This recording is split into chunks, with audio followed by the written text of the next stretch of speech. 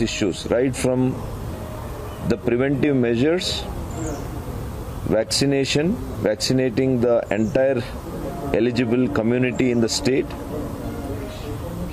and our preparedness of the health departments to combat this pandemic, this variant, in case if it really expands and if it really increases.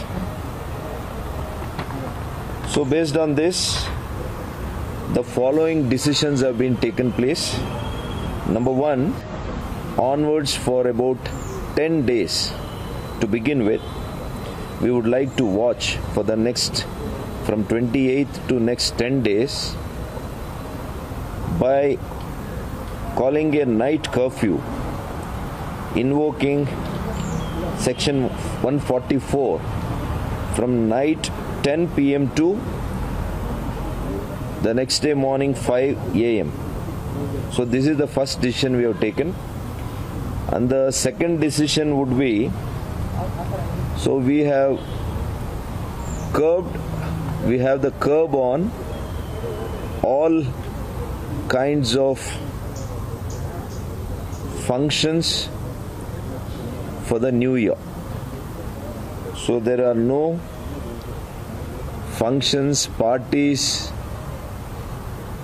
in the celebrating using DJ and the large gatherings are completely banned in Karnataka state, and in all the places where people would go and have their eating joints, hotels, pubs, restaurants, all these places will have 50%.